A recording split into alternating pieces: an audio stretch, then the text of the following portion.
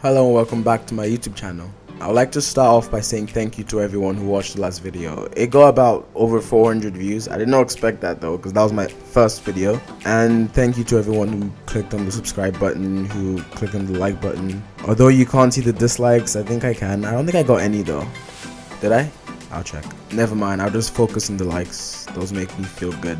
The comments were pretty good compared to YouTube. I mean, now that the dislike count's been taken off, people are going to be raging in the comments, so I am preparing myself for later on in the future when I will get blasted in the comment section. Okay, now for the topic of the video, supporting creativity. But first of all, before you can support something, I think you need to know what it actually is. And I only knew the dictionary definition until like a couple of days ago.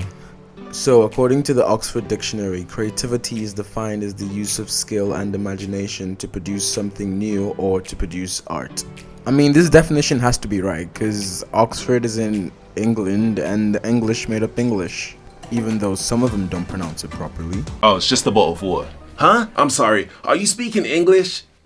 Can one of your teammates translate? I don't know what you're saying.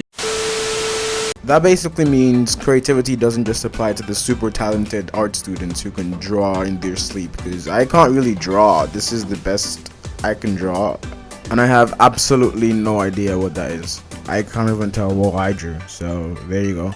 Creativity is basically doing something in a different way, doing it in your own way. Take school for example. School will always be boring because everything is done in the same way. You walk into the classroom, you sit down, then the teacher teaches. Sometimes they use Kahoots, but it's still boring because everything is the same way. It's repeated for the 5 days of a week, and then for the 13 weeks of the term it's the same thing. So it becomes really boring and kind of hard to stay focused. But if they can just find a way to kind of spice things up and make things more interesting and more intuitive, where you learn the same thing but it's more interesting because it's different. Not all teachers do this though. Some of them actually look for ways they can make things more inclusive, so good on their part, but overall school's just kind of boring. Moving away from school, creativity is basically a form of expression.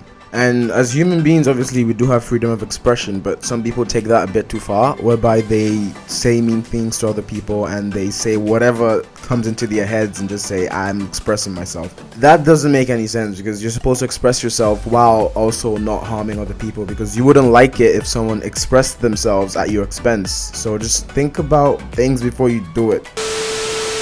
Now concerning the title of the video, how do you support creativity? It can be your creativity or someone else's creativity. Now the first thing on my list is investing in creative tools. You cannot create something unless you have something to create another thing with. Now creative tools vary depending on your price range, because some people can afford the really expensive ones and some people can afford the really cheap ones, but no matter what price range you fall under, you can still get something you can use to create stuff. For someone like me, a good investment might be a camera or the new M1 Max MacBook Pros, because I'm doing YouTube and animation. For someone else, it might be an M1 iPad Pro because they need the big screen real estate to draw. For someone, it might just be a paintbrush or pencils or special pens. The point is, no matter whatever price range you fall under, you can still find something that can help you create. It doesn't have to be something physical though. It can be an application like Logic Pro, Audacity, Final Cut Pro, anything that can help you create stuff. That's basically what a creative tool is. Second on my list is having a creative space. A creative space is basically an area just for you where you can think.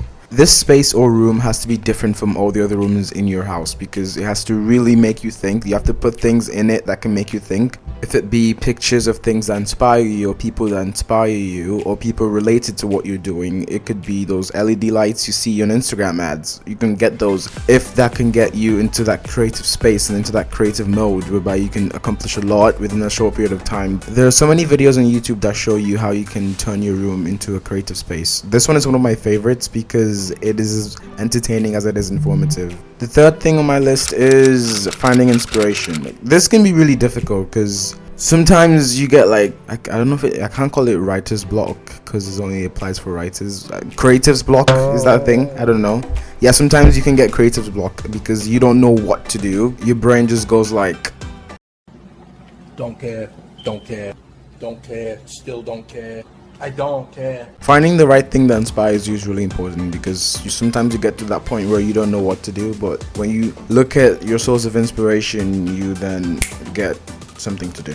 The fourth and final thing on my list is encouragement. This might sound so cliche, but everyone needs to be encouraged at some point. Be it parental encouragement or encouragement from peers, we all need encouragement to do better, to do what we need to do. So if someone is in a situation, they don't need you to beat down on them, they just need your support and encouragement. And speaking of support, it's time for donations. Yes, you have to think about someone other than yourself. I will be linking in the description below different websites you can donate through, and I'll have some of them up on the screen just for reference. I did take notes of some of them. So these are the ones you can donate through. So try and donate, even if it's $1. You can find some places to donate in Brunei, or if you're not in Brunei, other parts of the world, there are a lot of places you can donate through. So even if it's just $1, it does count, it does help someone's life. So do that. Thank you. That's all from me. Thank you for listening. Don't forget to hit the like button, subscribe, leave a good comment, please, not the bad ones, and have a good day.